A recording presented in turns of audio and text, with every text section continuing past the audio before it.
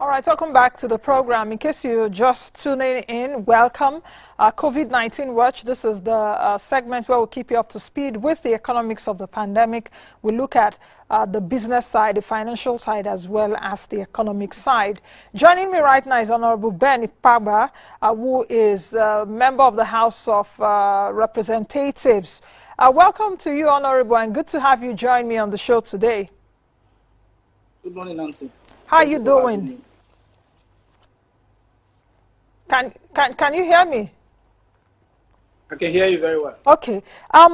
Just a few days ago, the House of Representatives, you made some allegations that some Nigerian officials signed loan documents from China written in Mandarin, that is the Chinese language. Why this allegation? Why? Is this substantiated?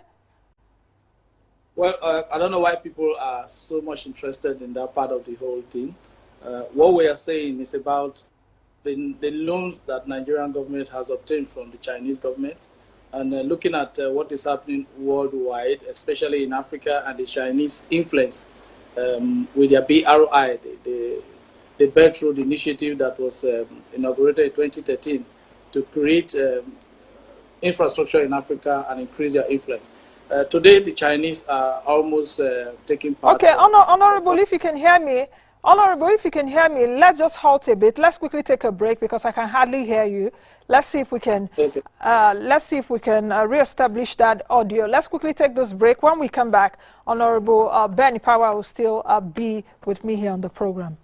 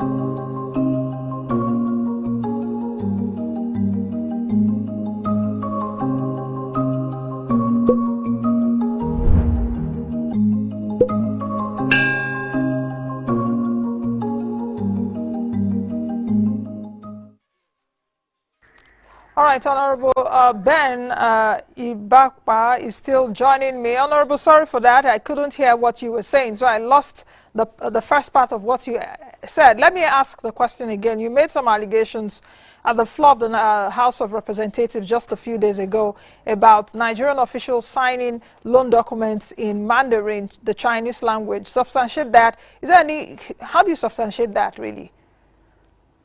Well, Nancy, let me thank you once again. I don't know if you can hear me. Yes, I can hear you now. Okay. Like I said before, I don't know why so many people are interested in that part. What that actually means is the fact that it's only somebody who does not understand that will sign some of those agreements. I don't see why a Nigerian should sign an agreement for, yes, exim loan naturally is I would say project tied. When it's project specific, where is the money that you are signing the loan for? The loan is kept with the Chinese bank. This contract have no time frame. And again, where is the expatriate quota? They bring, even the driver of the executing these projects are from China.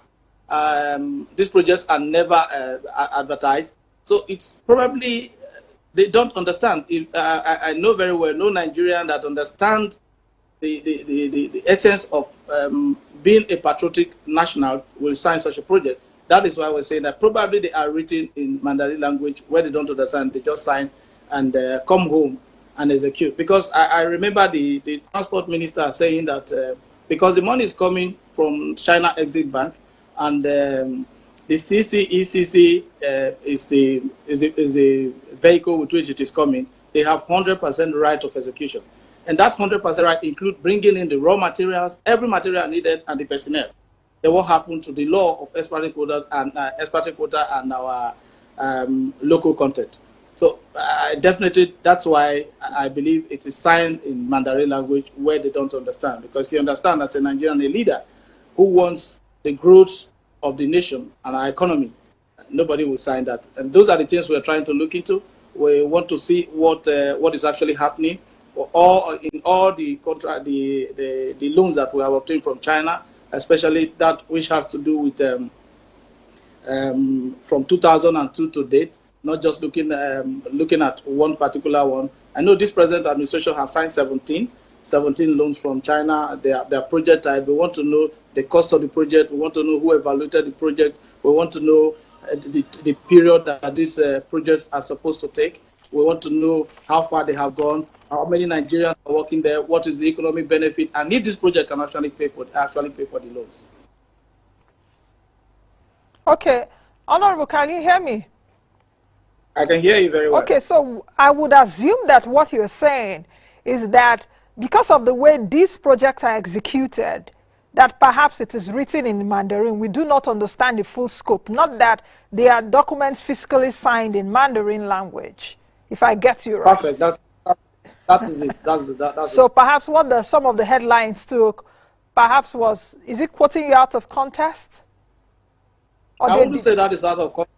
Because what I have said, the fact that if Nancy is sitting there running this program now, and the program is supposed to be morning show, and you're coming and telling us that it's no longer morning show, it's Naira show, then something is wrong, different from what it ought to be. It means there's a misunderstanding somewhere. Because I believe that the officials that signed this agreement definitely does not understand what they are doing.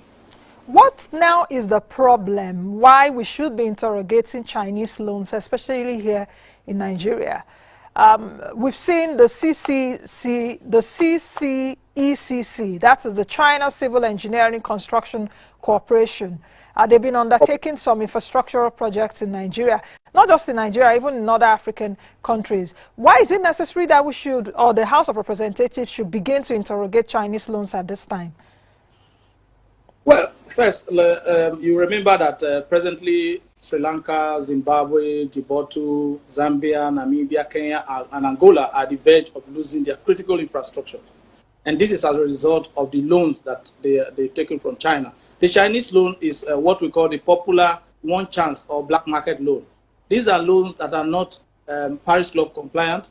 And you remember the CCECC company you're talking about have been blacklisted by the World Bank. And why will a company that is blacklisted by the World Bank, who is the world-renowned financial regulator, be working with us? That's to say that if there's any misunderstanding, there's no room for any, a regulatory body that is known, that is recognized to settle dispute. We have bought a black market loan.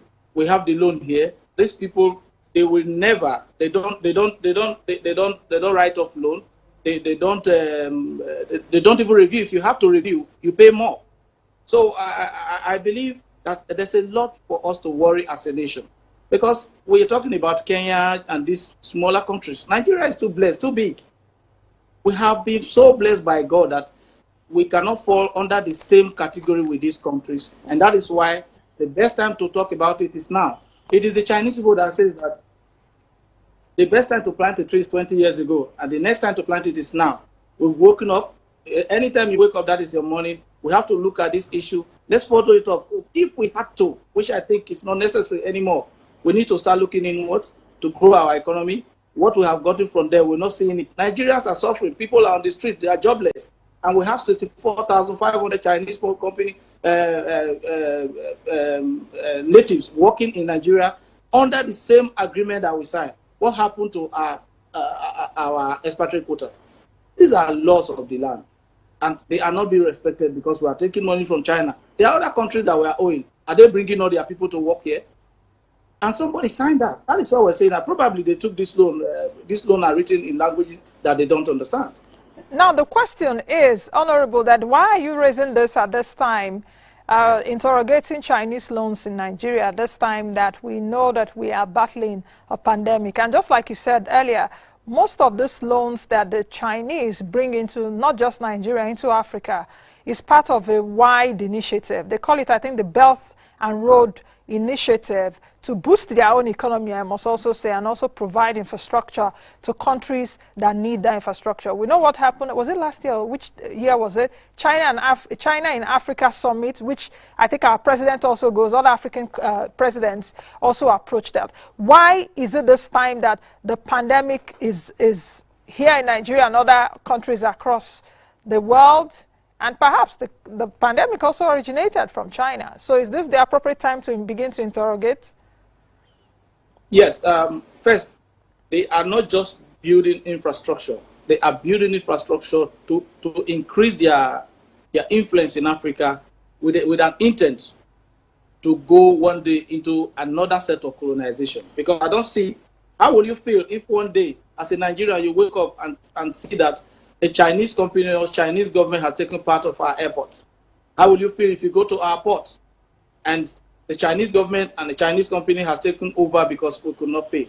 I strongly believe that the Belt and Road Initiative of China is to recolonize part of the world. Today, you need to check this out. The northern Italy has been taken over by Chinese. Italy in Europe, northern Italy has been taken over by Chinese. We will say that these are countries that are not so blessed like us.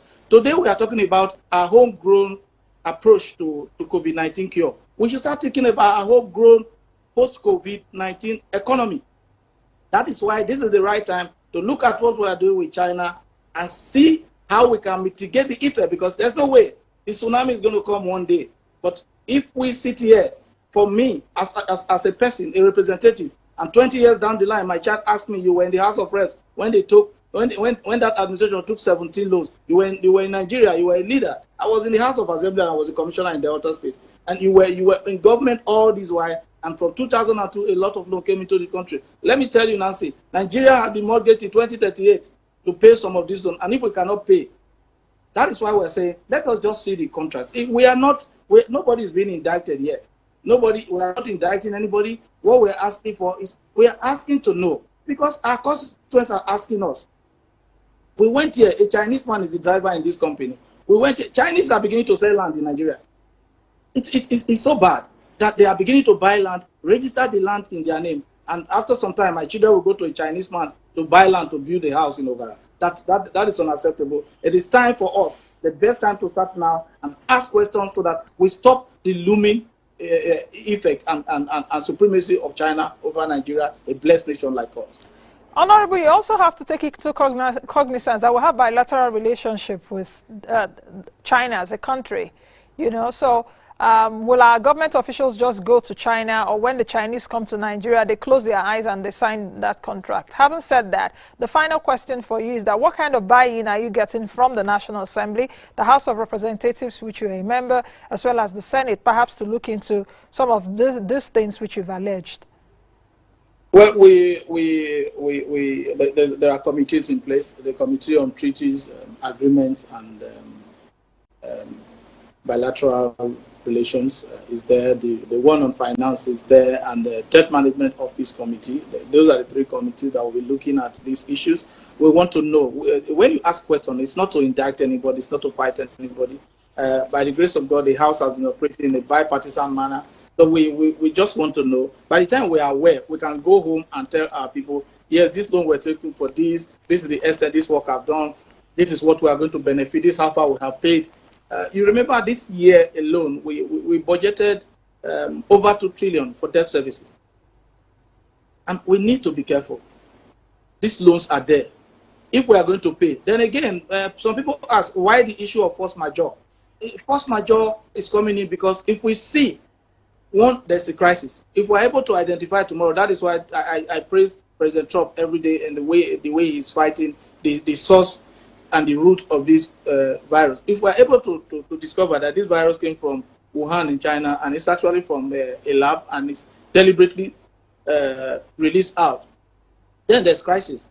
They will have affected us. Then we can ask for debt cancellation, not just review on that manner. Then again, if we look at it, I will say that there's fraud in it. There's irresponsibility in it. And we see that the side of China, they gave us something, a covered plate, and tell us to dictate what is inside. We can ask, well, this thing is not done in good faith.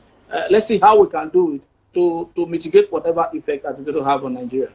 Okay, I think we'll leave it at that. We'll continue to watch, but I also want to implore you and your other colleagues that it's not just about the Chinese loans. I'm going to be talking with Dr. Adedeji Adeniro in the next interview, talking about revenue shocks in Nigeria, because perhaps we are already in a revenue crisis.